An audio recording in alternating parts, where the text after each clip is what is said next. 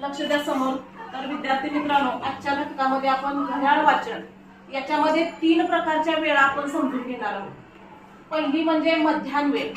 आता मध्यान्ह वेळ म्हणजे काय रे, तर दुपारी 12 वाजता ची जी वेळ असते किंवा दुपारी जेव्हा 12 वाजतात तेव्हा मध्यान्ह झाली असे म्हणतात.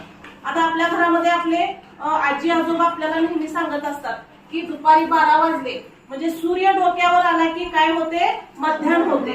आपले आजी आजोबा असं आपल्याला सांगतात. मग ही मध्यान्ह वेळ आपण लक्षात ठेवायची की मध्यान्ह वेळ म्हणजे दुपारचे 12 वाजताची वेळ असते ती मध्यान्ह वेळ असते.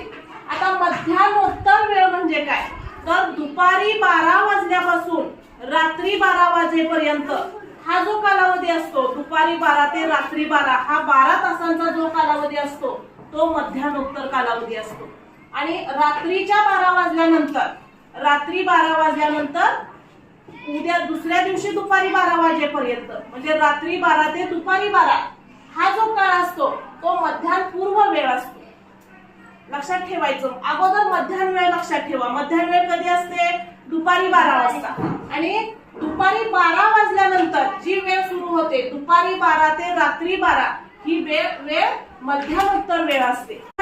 किंवा मध्यांची वेळ लक्षात जर ठेवली त्यावरून आपल्याला मध्यान्होत्तर म्हणजे मध्यांच्या नंतर आणि मध्यान्ह पूर्व म्हणजे मध्यांच्या अगोदरची वेळ हे शब्द लक्षात ठेवा. म्हणजे आपल्याला वेळा सांगता येतील.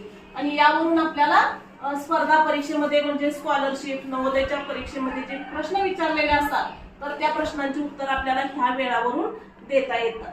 तर आपण घड्याळामध्ये बघूया.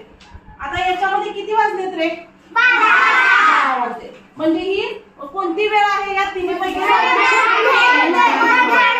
मध्यान्ह वेळ आहे. आता 12 नंतर जर समजा आपण इथं वेळ आपण दाखवूया. आता किती वाजले, 2 वाजले. म्हणजे ही कोणती वेळ झाली रे, मध्यान्ह पूर्व झाली का मध्यान्होत्तर झाली,